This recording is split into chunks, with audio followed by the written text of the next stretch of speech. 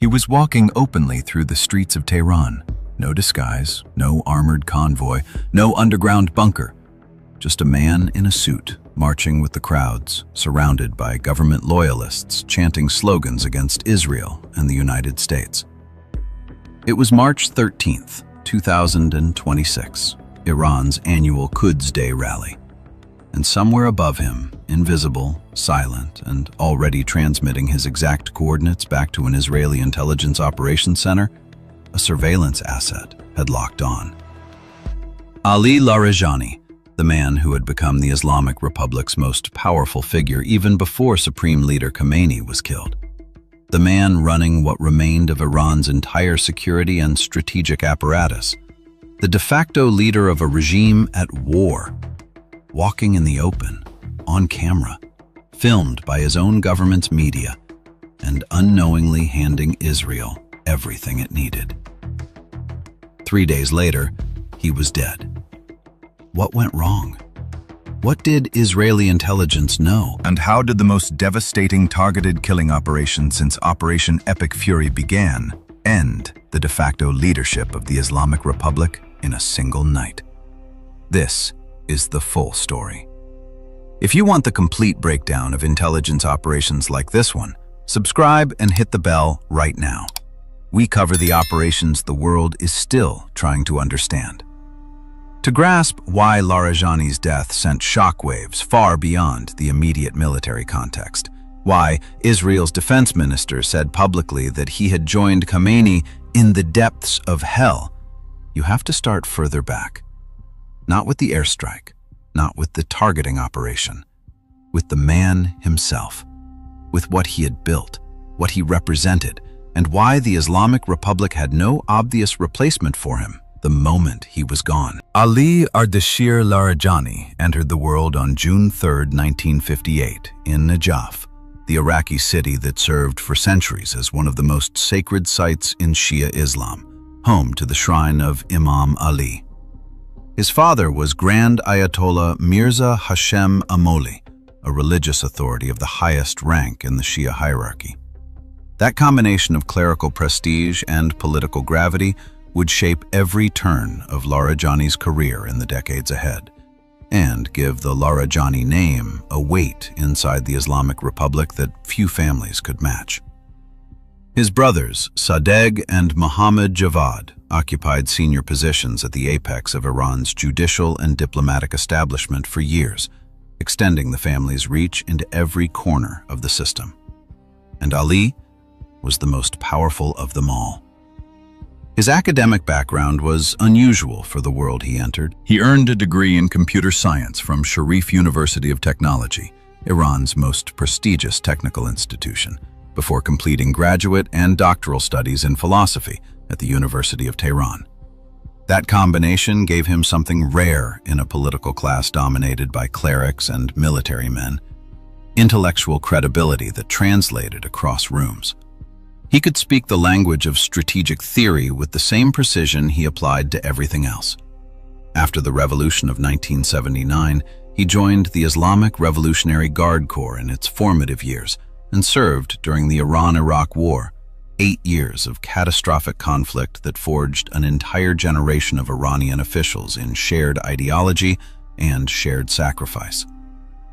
The war gave him IRGC connections he would rely on for the rest of his career, and the one credential the revolutionary system valued above almost everything else: he had been there when it cost something. His institutional rise came through media before it came through the security sector.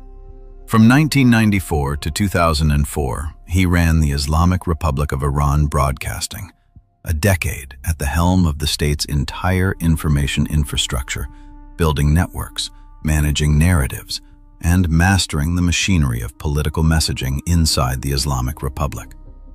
Then, in 2005, President Ahmadinejad appointed him Secretary of the Supreme National Security Council, the body at the center of every consequential decision Iran makes about war, nuclear weapons, and foreign adversaries. He served in that role until 2007, accumulating institutional knowledge about Iran's most sensitive decision-making processes that no subsequent position would erase. From 2008 to 2020, he served as Speaker of the Iranian Parliament. 12 consecutive years, longer than any other speaker in the history of the Islamic Republic. It was from that chair that he became the primary interface between Iran's elected layer and its unelected security corps, managing a relationship that required constant calibration and carried consequences whenever it broke down. Internationally, he was the face Iran sent to Geneva and Vienna when the regime needed to project the appearance of rational dialogue. The negotiations never produced what the other side wanted. That was not an accident. At home, he was a loyalist of the revolutionary order, not reluctantly, not as a matter of convenience, but by deep ideological conviction. Every purge, every factional battle, every crisis that swept through the Islamic Republic over 4 decades left him standing. That was not a coincidence. It was the product of a man who understood institutional survival the way engineers understand load-bearing structures. You do not remove the supports without knowing what you are holding up. By the end of 2025, well before the outbreak of open war, Western intelligence services had elevated لاریجانی to the top of their assessments of Iranian internal power. As the regime's external architecture collapsed, Hezbollah's leadership killed in Beirut, Hamas shattered in Gaza, the Syrian corridor severed, Khamenei had drawn decision-making authority inward, concentrating it inside the Supreme National Security Council. لاریجانی chaired that council.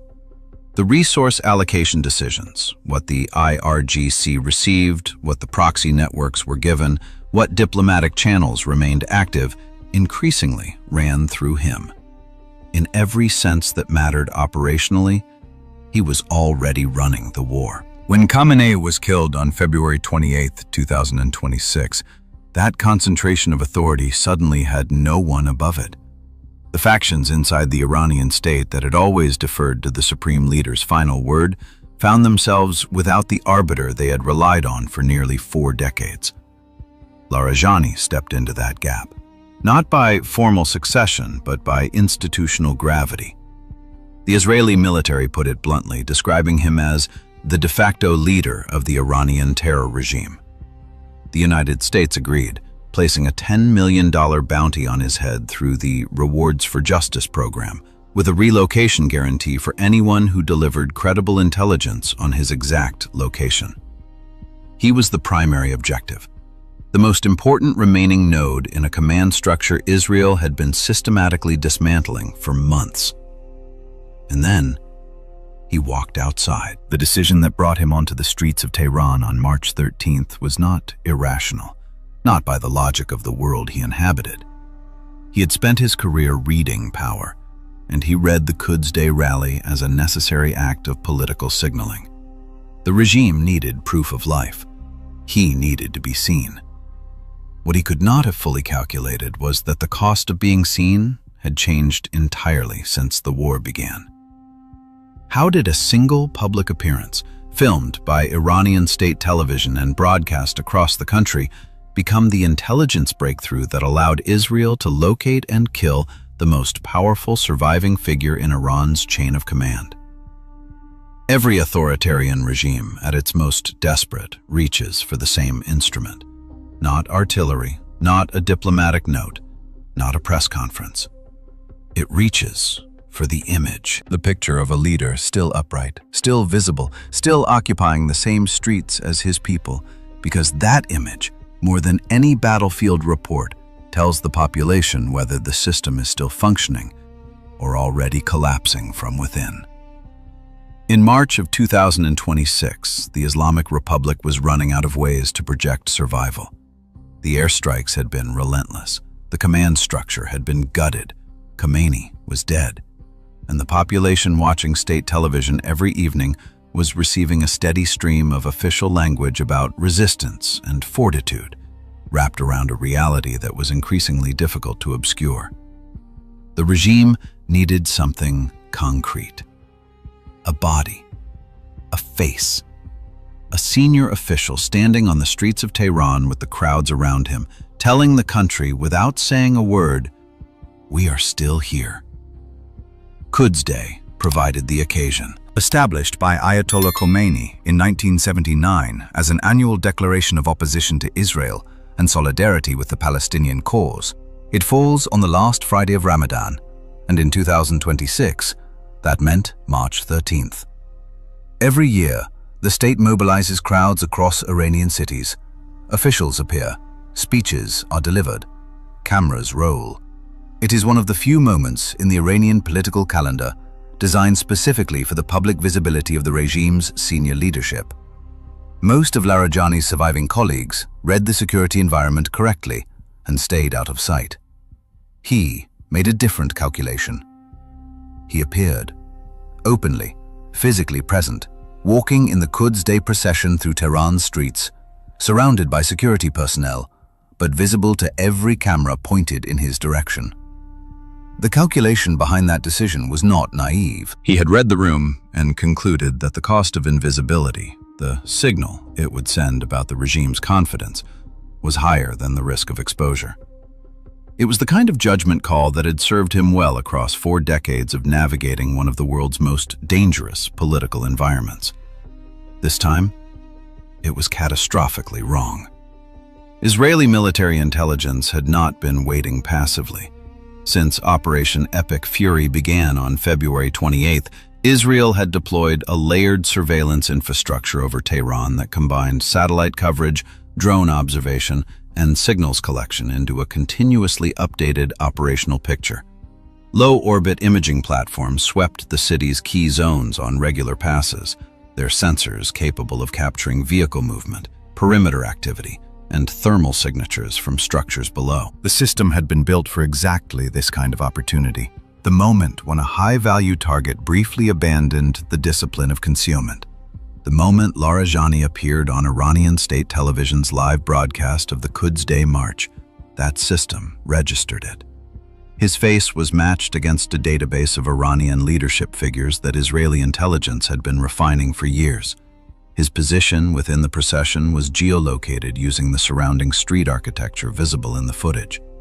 Within a short window, analysts had confirmed his identity and pinpointed his general location within the capital. It was not yet a kill location, but it was the first solid thread in a chain that would lead to one. Pulling that thread required 2 things working simultaneously: human intelligence on the ground and technical collection from above. The Rewards for Justice program had seeded the environment for the former. That $10 million bounty, amplified by the relocation guarantee attached to it, had recalibrated the risk-reward calculation for anyone inside or near the Iranian security apparatus who possessed usable information about Larijani's movements. Formal agent recruitment takes months. A walk-in, someone who decides independently to hand over what they know, can compress that timeline to hours. Israeli and American intelligence had structured the bounty program precisely to create that possibility. On the technical side, the signals picture began tightening in the days after the rally. Larijani's protection detail, however disciplined its core members might have been, operated within a larger logistical support structure. Drivers, advanced personnel, administrative staff, whose communications habits were considerably less controlled. Israeli signals intelligence exploited that gap. By tracking the volume, timing, and routing patterns of communications associated with the security perimeter around Larijani, not their content, but their behavioral signatures, analysts were able to distinguish the pattern of a stationary fixed location from the pattern of a moving convoy. The communications were anchoring to one spot, a safe house, in a specific district of Tehran. Satellite imagery layered on top of that signals picture confirmed what the electronic data suggested. A building with a security configuration inconsistent with its surrounding neighborhood. Vehicle placement, personnel movements at irregular hours, access patterns that did not match civilian traffic. Individually, each element was ambiguous. Together, they pointed to one address. By the 15th of March, that address had been confirmed. What happened next moved at the speed of a decision already long prepared for. The intelligence was routed immediately to the operational command structure of Operation Roaring Lion, the Israeli military's designated framework for strikes against Iranian targets under the broader umbrella of Operation Epic Fury. At the apex of that structure sat two figures: Prime Minister Benjamin Netanyahu, who had overseen every major targeting decision since the operation began, and Major General Roman Goffman, the incoming Mossad director, nominated in December of 2025 and fully embedded in the most sensitive operational decisions since his appointment was announced. Their discussion on the 16th of March was not about whether to strike. The intelligence was solid. The target was confirmed. The discussion was about what else to hit at the same time, because the planners who had built the target package around لاریجانی had arrived at the same strategic conclusion that had guided every major Israeli strike since February 28th. Removing a single node, even the most senior surviving node, inside a command network leaves the rest of that network intact. Iran still had a besieged leadership structure. It still had an IRGC Aerospace Force Command.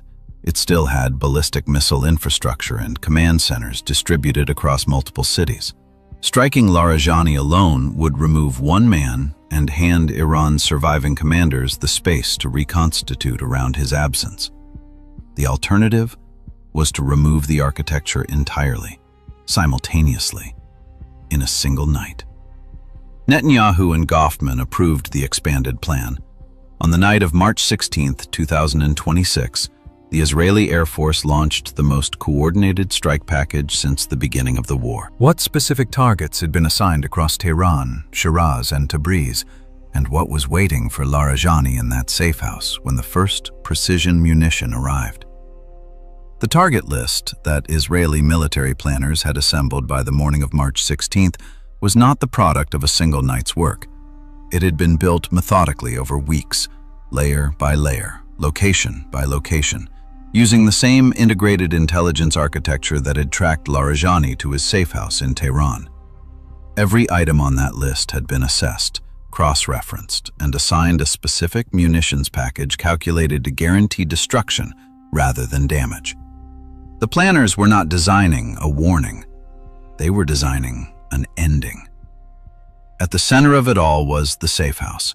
That address, confirmed by the convergence of signals intelligence, satellite imagery, and human source reporting, was the fixed point around which the entire operation had been organized. But in the weeks that the targeting team had spent building the intelligence picture around لاریجانی, they had also been mapping everything else.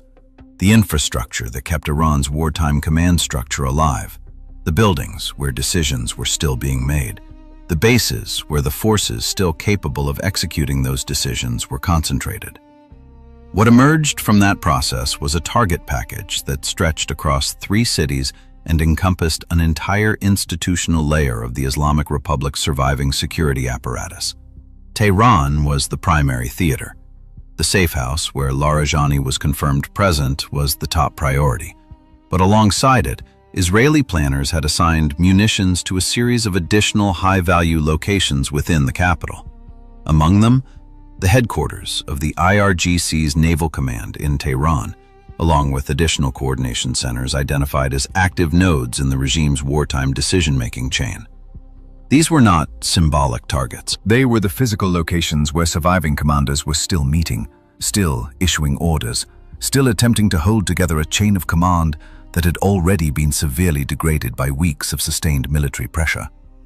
Beyond Tehran, the target package extended south to Shiraz, one of Iran's major cities, and home to a concentration of security infrastructure that Israeli intelligence had been tracking for weeks. The specific targets assigned there included a command center belonging to Iran's internal security forces and a ballistic missile storage facility, one of the sites where Iran's remaining surface-to-surface missile arsenal was held in reserve for potential retaliatory use. Eliminating that storage site was not simply about preventing an immediate launch. It was about dismantling Iran's capacity to sustain any kind of prolonged military response. In the northwest, Tabriz was the third node. The targets assigned there were air defense infrastructure, radar installations and missile battery systems forming part of Iran's anti-aircraft network across the country's northwestern corridor. Destroying that infrastructure would strip the region of its capacity to defend against future strikes, while opening additional routes for Israeli aircraft. Within Tehran itself, the intelligence picture had revealed 2 additional high-value target clusters that would be struck simultaneously with the safe house.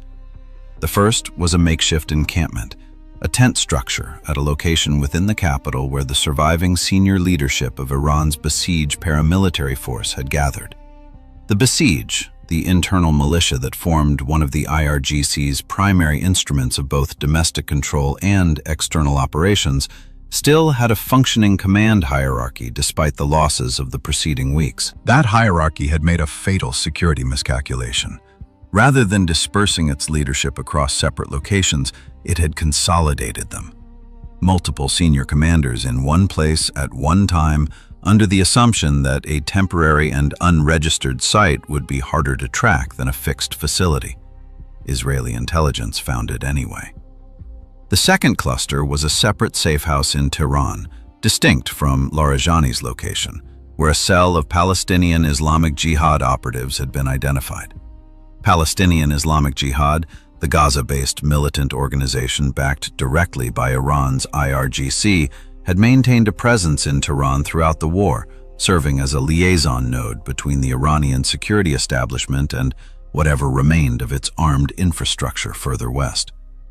Their location had been tracked independently and added to the night's target package as a discrete strike objective. The strike architecture that would deliver all of these simultaneous hits was built around the Israeli Air Force's most capable platforms.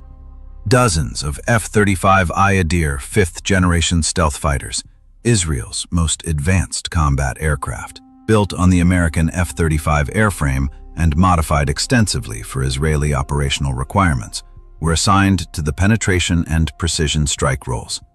The F-35I's minimal radar cross-section made it the instrument of choice for high-threat environments. Alongside them, additional strike aircraft carrying heavier precision munitions required for reinforced targets were prepared for their specific assignments within the package. Every weapon in the package had been assigned a target. Every target had been assigned a munitions load. Every munitions load had been calculated to achieve one specific outcome: complete destruction, not degradation. The jets were fueled. The targeting data had been loaded into every system. The operational window had been calculated down to the minute. On the night of March 16th, the order was given. In the span of minutes, strikes landed across 3 cities simultaneously. What exactly happened on the ground in Tehran, Shiraz, and Tabriz when the first munitions arrived? There is a specific kind of silence that follows the first impact of a precision strike. Not the silence of emptiness, the silence of a system processing something it was not built to survive. Radar screens registering contacts that should not exist. Communication channels carrying reports that contradict every threat assessment issued hours earlier. Command centers receiving damage notifications from locations that were, according to every available intelligence estimate, completely unknown to the enemy. That silence descended over what remained of Iran's wartime command infrastructure on the night of March 16, 2026, and it lasted exactly as long as it took for the second wave of munitions to arrive. The strikes did not begin with Larijani's safe house. They began everywhere at once. In Tehran, in Shiraz, in Tabriz, across 3 cities separated by hundreds of kilometers, the first impacts arrived within the same compressed operational window. The principle was the same one that had governed every major strike since the beginning of Operation Roaring Lion. Deny the defender the most basic instrument of organized response, which is time. When the first explosion registers in one city and the second registers simultaneously in another 300 kilometers away, the instinct to issue a warning, scramble a response, or order an evacuation becomes physically impossible to act on. By the time any coherent order could have been formulated inside what remained of Iran's command structure, the order would have had no one left to receive it. In Shiraz, precision munitions struck the command center belonging to Iran's internal security forces, one of the active coordination hubs through which the regime had been managing its internal control apparatus during the war. Simultaneously, a separate strike destroyed the ballistic missile storage facility that Israeli intelligence had been tracking in the city for weeks. The facility held a portion of Iran's remaining surface-to-surface missile reserves, weapons that represented one of the regime's few remaining instruments of strategic retaliation. They did not leave Shiraz that night. In Tabriz, the strikes were aimed at air defense infrastructure across the city and the surrounding northwestern corridor. Radar installations, missile battery systems, the interlocking nodes of the anti-aircraft network Iran had positioned there to guard its northwestern approaches. Each node was struck precisely within the same operational window. The corridor that had been defended became an open one. Back in Tehran, the broader target package executed in parallel. The headquarters of the IRGC's Naval Command, one of the active coordination centers that had continued functioning as a wartime decision node, was struck and destroyed.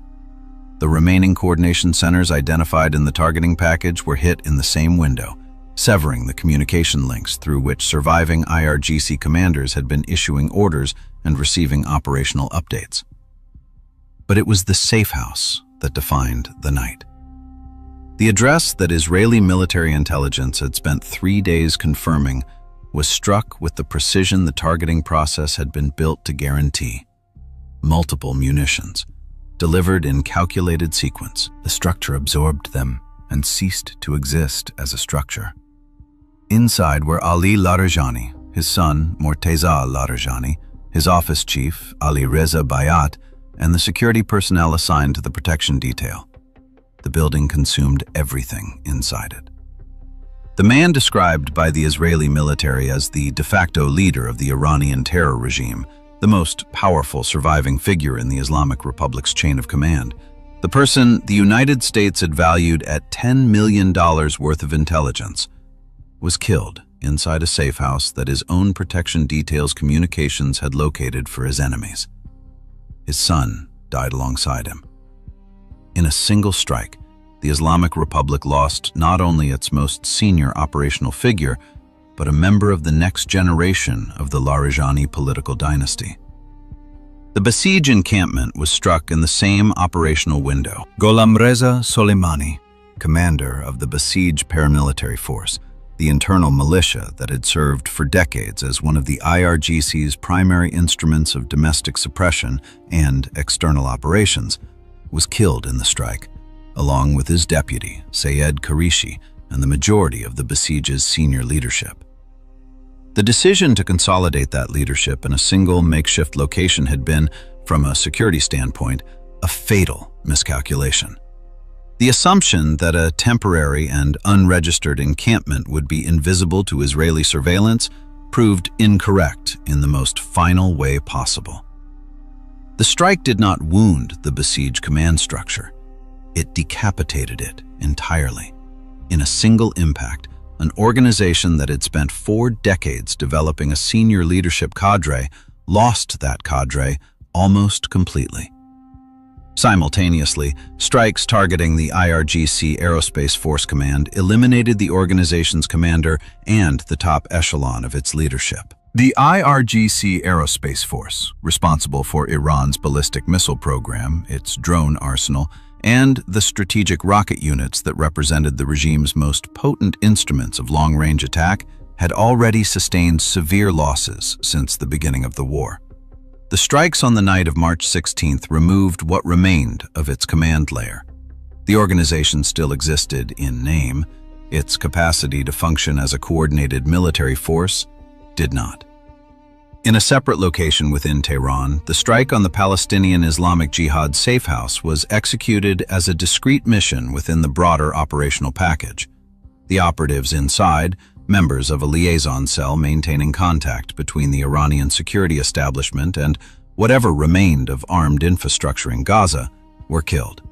Their assumption that a location inside Tehran provided protection that the active conflict zones further west could not had proven catastrophically wrong. By the time the final munitions of the night had reached their designated targets, The scope of what had been accomplished in a single operational window began to register.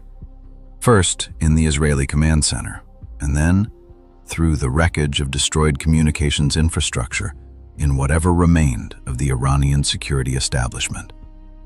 Israel's defense minister, Israel Katz, did not wait long to characterize what had happened. In a public statement issued shortly after the operation concluded, he declared that Ali Larijani had joined Khamenei in the depths of hell, and vowed that Israel would continue cutting off the head of the octopus. It was not diplomatic language. It was a message addressed simultaneously to whatever remained of the Iranian leadership, to the Israeli public, and to the entire region. The targeting would continue, and the logic that had guided every strike since February 28th, systematically removing the people at the top before they could reconstitute a command structure capable of sustained resistance, remained fully in effect. What Iran's side of that equation looked like, how the regime responded, how it confirmed what had happened, and what the killing of Larijani meant for the Islamic Republic's capacity to function going forward, is where this story arrives at its most consequential question. How did Iran confirm the death of its de facto leader, and why did its announcement raise more questions than it answered? The first confirmation did not come from a press conference. It did not come from a senior official standing before cameras with a prepared statement. It did not come with the kind of verified, documented proof that the death of a figure of this magnitude would normally demand. What came instead was a handwritten note. Iran's Supreme National Security Council, the very body that Ali Larijani had chaired, the organization through which he had exercised operational control of the Islamic Republic's wartime decision-making, released a written statement confirming that its secretary had been killed in the Israeli strike. No footage, no voice recording, no visual documentation of the kind that would have allowed independent verification of what had happened inside that safe house. A handwritten note, released through state channels, in a country whose information infrastructure was simultaneously struggling to maintain coherence under the weight of ongoing military pressure. The absence of conventional proof was itself telling. It was not the way a government announces the death of its most senior official, if it has any choice in the matter. It was the announcement of an institution that had lost its leader so completely and so suddenly that its remaining apparatus was still processing the scale of what had occurred. A regime that controls its own state television, its own official channels, its own photographic and documentary infrastructure, and produces a handwritten note instead of a verified statement, is a regime that is either unable or unwilling to expose the full picture of what happened. Both possibilities were significant. Inability spoke to the degree of destruction at the safe house and the disorientation of the surviving command structure. Unwillingness spoke to internal disagreement about how to frame a loss of this magnitude for a domestic audience already living through the most catastrophic military campaign in the country's history. Israel's defense minister, Israel Katz, left no ambiguity about what he believed had happened. Larijani, he said publicly, had joined Khamenei in the depths of hell. Israel would keep cutting off the head of the octopus. The language was deliberate. Not the measured communiqué of a government managing a diplomatic situation, but a declaration addressed simultaneously to whatever remained of the Iranian leadership, to the Israeli public, and to the regional powers watching to see whether the logic of Operation Epic Fury had reached its limit or had further to run. Tehran's answer came within hours. Iran launched retaliatory strikes against Israeli and American targets in the region, deploying Khorramshahr 4 ballistic missiles, among the most capable in its remaining arsenal, with a range of 2,000 kilometers and a maneuverable warhead designed to defeat missile defense systems, alongside Qadar missiles targeting additional locations. The strikes demonstrated that Iran retained the physical capacity to fire, but they could not conceal the deeper reality. The coherent command architecture required to convert that capacity into a sustained, coordinated strategic campaign had been gutted in a single night. Missiles without a functioning command structure are instruments of retaliation, not strategy. And retaliation, however dramatic, is not the same thing as control. The deeper consequences of that night extend far beyond the damage assessments and the missile counts. What the Islamic Republic now faces is not merely the challenge of replacing a senior official. It faces a succession crisis, layered on top of a command vacuum, layered on top of a war it was already struggling to sustain. The supreme leader is dead. His most powerful successor figure is dead. The besieged command structure is gone. The IRGC Aerospace Force has lost its leadership layer, and the question of who now holds the authority to make binding decisions on behalf of the Iranian state, who can commit the IRGC, direct the proxy networks, authorize negotiations, or order military escalation, has no clear answer inside the system itself. That ambiguity is not an accidental byproduct of Israel's targeting strategy. It is the strategy. The decapitated command structure does not simply fail to function, it fractures. The competing institutional factions inside the IRGC, the clerical establishment and the remaining government, each of which had operated for decades within a hierarchy defined by Khomeini's final word and managed day to day by لاریجانی, now have no arbiter. Each will pursue its own calculus, and in that competition, the coherence that turned Iran into a capable regional power for 4 decades begins to dissolve. There is, however, a dimension to this power vacuum that carries risks for everyone, not only for Iran. An IRGC without effective civilian oversight, operating inside a state that has lost its 2 most senior figures in 16 days, possesses military assets that do not disappear simply because the chain of command above them has been severed.